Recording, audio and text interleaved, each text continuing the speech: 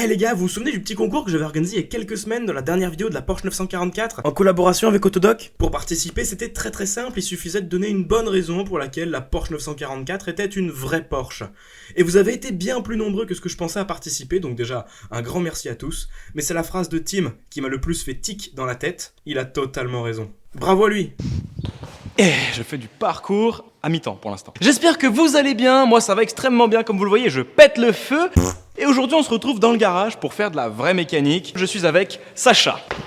Salut Anto. Ça va? Je suis le parcours aussi. Ouais, tu fais du... Moi j'aime bien le parcours. Ouais, t'es qui toi? Qu'est-ce que Parcours. tu fais là? Moi je suis le stagiaire du magazine Vulcan, c'est top du top. Et d'ailleurs, c'est aussi Vulcan qui nous aide à faire cette magnifique 106 qui est au fond. Et du coup, aujourd'hui, on a fait le petit tour du garage. Et puis, j'arrive vers la RC là-bas au fond, parce que oui, j'ai une 206 RC. Une voiture de sport. Évidemment, elle a quelques petits soucis, dont un qui fait que je ne peux pas la rouler actuellement, c'est que la butée d'embrayage, je pense qu'elle est d'origine. Et là, elle arrive vraiment en fin de vie. Je te propose qu'on vire la HDI du pont, on met la RC sur le pont. Bah va bien falloir. C'est parti. Poulet piquante. Elle est morte. Je sais pas si vous entendez aussi bien que nous, mais elle est morte.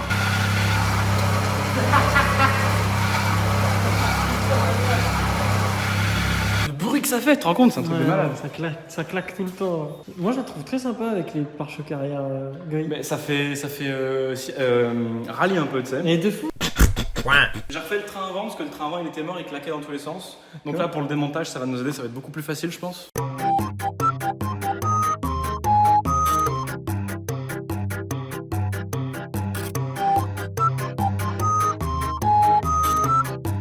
La YouTube Money les gars, incroyable. Non je rigole, 400 € le pont. Encore un grand merci aux copains qui m'ont aidé à le rénover. Vas-y stagiaire, démonte les boulons et moi je tiens la roue. Ah il faut peut-être la double ouais. Vas-y stagiaire de Vulcan. Fais avec les dents. Le bruit de cette clé à choc étant stratosphérique, j'ai décidé de le remplacer par quelque chose de plus agréable. Moi-même! Mon Dieu.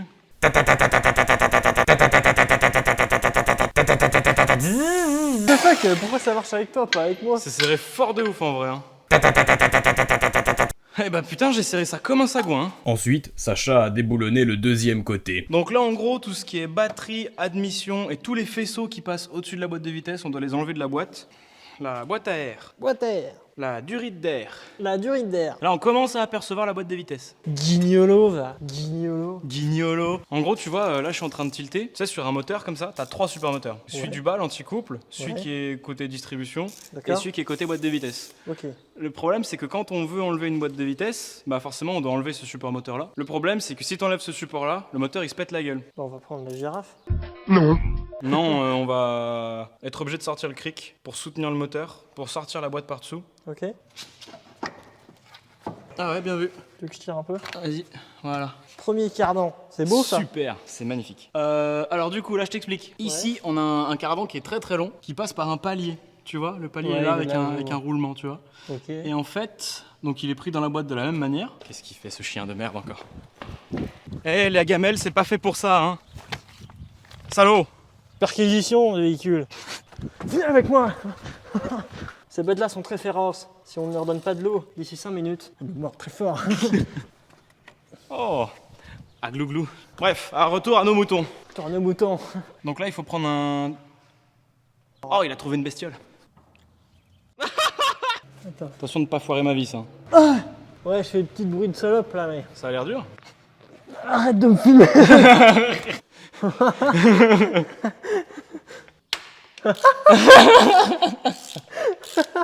C'est génial la mécanique. C'est bon? Attends, tire un peu. Voilà. Ok, ça c'est bon. Ouais, bravo, réussite! Maintenant, il reste plus qu'à enlever le cardan, qui est grippé.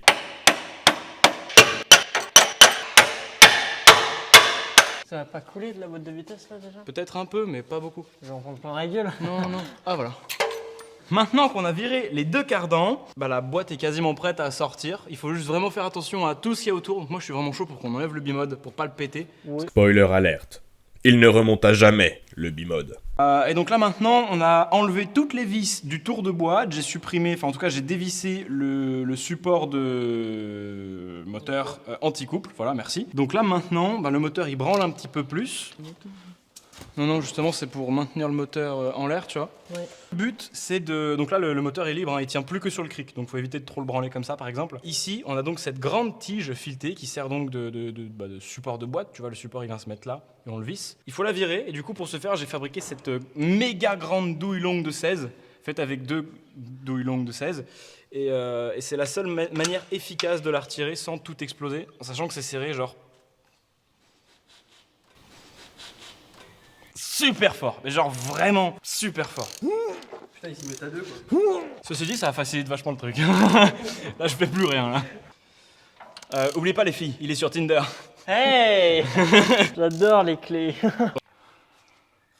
Ah ouais, la quantité de freins filets qu'il y a. Miam. Là, il reste plus qu'une vis à enlever et la boîte peut sortir. Donc c'est parti, enfin, dans la théorie. J'ai accéléré cette séquence de près de 5000%, tout ça pour dire que, on a essayé de démonter la boîte pendant 11 minutes, tout ça pour se rendre compte qu'on avait oublié une vis, et après j'ai oublié de filmer. Là, c'est plus que mort. Et alors, chose inhabituelle, c'est qu'en fait, la butée, on peut la prendre et l'ouvrir en deux. Et les billes sont là, et les billes se barrent petit à petit. Voilà, et je trouve qu'il y en a très très peu, donc toutes les autres ont dû déjà se barrer sur la route, ou ouais, donc franchement... Mec, ça craint du boudin, tu vois. Bah heureusement qu'on l'a fait quoi. Ouais, vraiment. Là, on peut voir qu'il manque plus de la moitié des billes dans la butée. C'est mort, mais tellement mort. Ah! Non, mais au cliquet, je pense que ce sera pas plus mal. Hein. Non, c'est bon, il est pas bouffé. L'embrayage, le volant moteur est très bien. Bah, l'embrayage est bon aussi. Il est neuf, à l'origine. D'origine Fiat. Un nouveau jour commence. Hello, c'est Chamaris. Hello, on topé d'élevé. How are you today? Good. Aujourd'hui, on va remonter l'embrayage. T'es prêt? Non. Bon, alors les copains, vous l'avez compris, aujourd'hui, on remonte. Embrayage.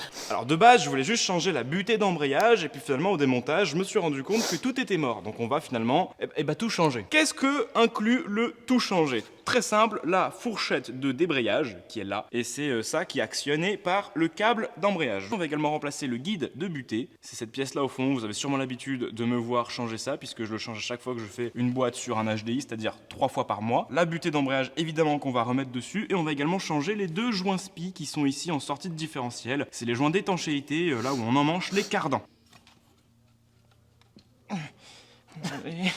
Bon, on va la changer quand même, ça coûte pas grand-chose vu que c'était dit qu'il y a donné.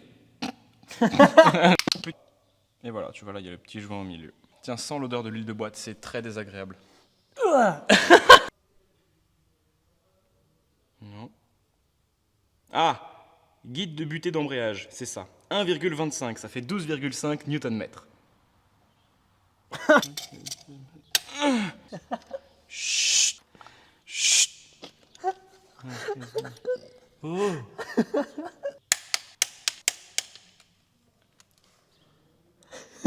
J'ai plus de tube de graisse, j'ai juste toute ma graisse qui est là-dedans, donc je vais graisser avec ça. Fourchette, marque Metal Chocho. Pourquoi elle est rouge? Tu t'en poses des questions? Faut arrêter ça. Hein. Je suis en stage, ok? Moi aussi, mec. Allez, mais c'est très dur, pourquoi ça fait pas clic? Bon, Sacha, essaye. Oh, le proctologue. C'est parti pour la cuillette. Putain de merde. Que ça marche.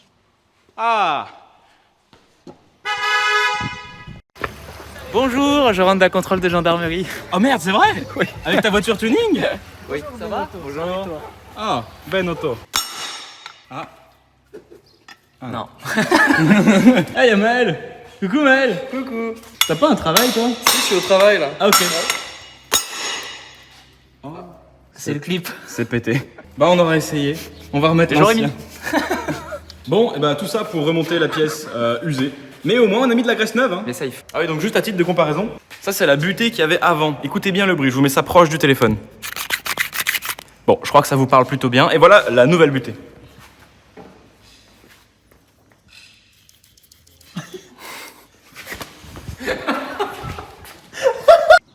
T'écoutes toi? Elle est bien, non? Bah oui, elle est neuve.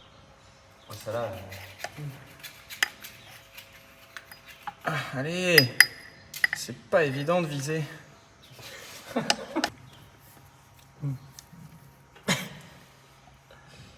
Graisse bien le bout surtout.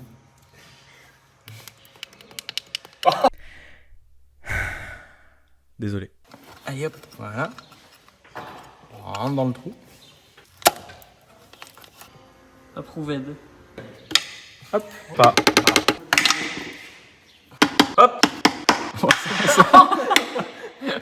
C'est de la mécanique de précision. Précision.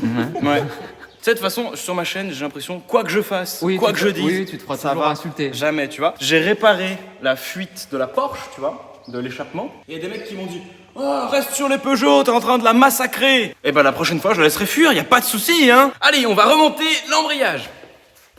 Attends, mec, j'allais péter, me sors pas du cadre.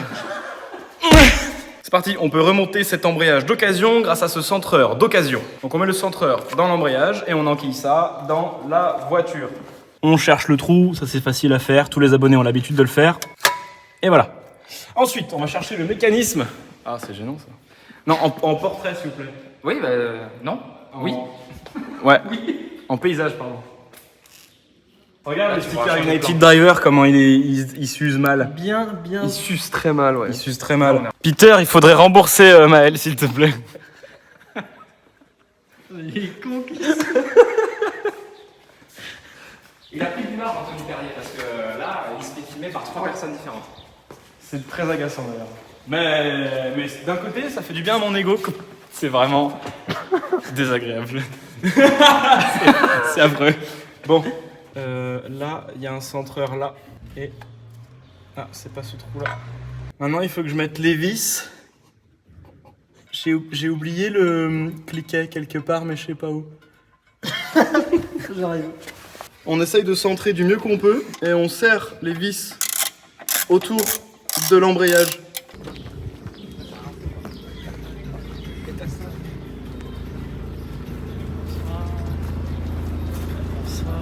Un palan.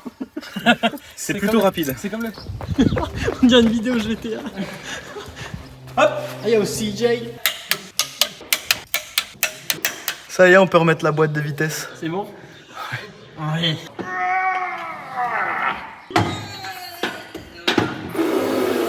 Je t'accompagne. C'est bon? J'étais littéralement. Donc il se met. Là, faut qu'il y ait quelqu'un qui est en dessous et qui essaie de la regarder. 1 hour later. Ça y est, on a mis 2 vis sur la boîte, c'était très compliqué, mais ça se fait. Ouais, bah il manque encore des vis de boîte, mais je les mettrai après. On va toutes les revisser correctement au couple. Donc là, on a remonté le support de boîte. 6 hours later. Bon alors les copains, petit update. On est en train de remettre un petit peu tout le faisceau ici sur la boîte de vitesse, sur tout ce qui traîne par là. Et puis on s'aperçoit qu'ici il y a une prise. C'est la prise du capteur de marche arrière, c'est ce qui permet d'allumer les loupiottes quand vous passez la marche arrière. On trouve pas la prise, on sait pas où elle est. Et en fait ce qui se passe c'est tout simple, c'est qu'on a remis la boîte de vitesse et on a coincé la prise entre le moteur et la boîte de vitesse. C'est la merde. Donc il faut redémonter la boîte de vitesse. 1 eternity later. On a redémonté la boîte de vitesse, évidemment. Et en fait, regardez bien. Voilà, et en fait, du coup, le bout de faisceau, il était bien ici. Alors, attends, on est où là? Voilà, il était bien là, là. La gaine est là. Et les fils sont écrasés et coupés. Ce qui veut dire que je suis un putain de guignol et que j'ai serré le mécanisme d'embrayage sur le faisceau, qui est maintenant coupé. Oh, j'en peux plus, moi, ça me fait hurler de rire. Est-ce que c'est prévu ça quand tu fais des embrayages de 206 RC de devoir ressouder Sincèrement, le faisceau? C'est probable. C'est dans la doc Peugeot, tu sais. Eventually.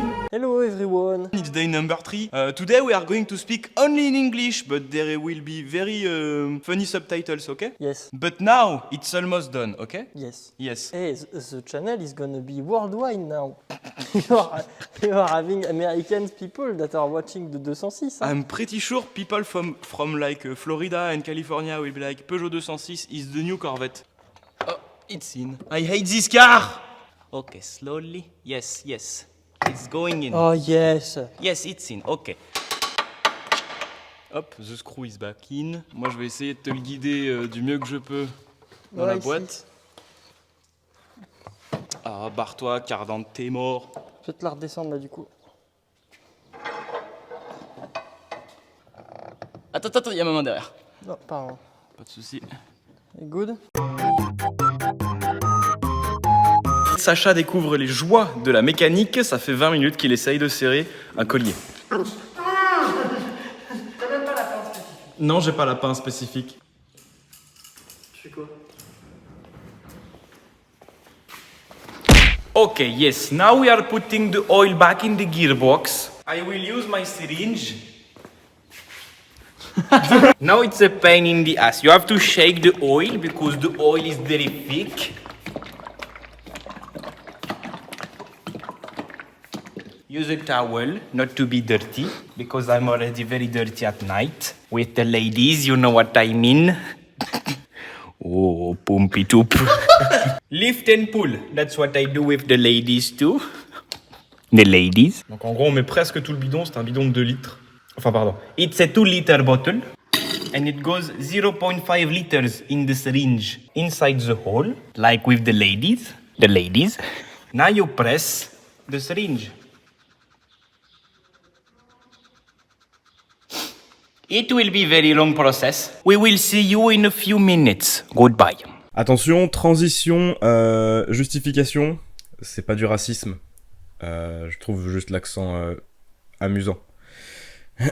J'ai décidé de supprimer la totalité du bimode, c'est-à-dire le système d'admission un peu bizarre qui fonctionne avec une pompe à air, avec des électrovannes et tout, pour déjà gagner de la place, hein, à chaque fois que je démonte, etc. Et surtout, tous les copains qui roulent en RC m'ont dit que c'était pas forcément utile ou nécessaire, donc j'ai préféré le virer et remplacer ça par un bête tube. Et du coup, j'ai modifié un petit peu la façade, alors j'ai fait ça vraiment à la va-vite, juste en montant la voiture sur le pont et en enlevant toute la face avant, puisqu'en fait, cette façade tient le radiateur d'eau, le condenseur de clim, et le ventilateur et tout ce que vous pouvez voir ici.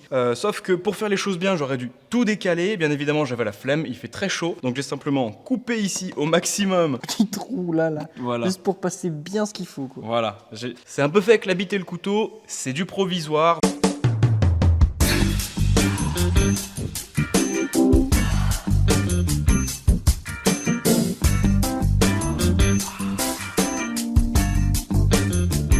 Alors il faut savoir que sur iPhone, quand on filme, on a plusieurs modes vidéo, dont le mode accéléré qui ne prend pas le son et qui agit en fait comme un timelapse. Il prend beaucoup de photos.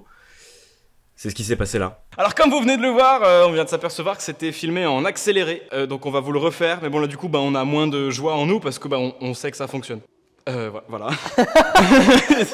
Alors, est-ce que ça marche? Est-ce que ça marche? Est-ce que ça marche ou pas? Et là, tu sais, ça explose. Alors du coup, vérification. Je mets la marche arrière, j'enlève le frein à main. Elle recule. Yes! En vrai, je suis super content.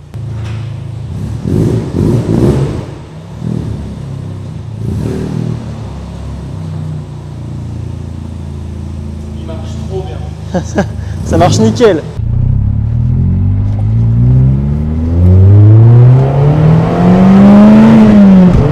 Oh, ça marche! Oh la vache, ça marche!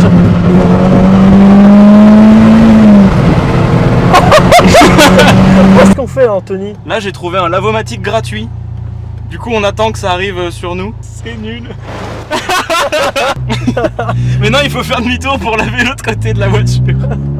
Et le voilà. Et voilà. Il est content, il est tout fier. Impeccable. L'embrayage marche très bien.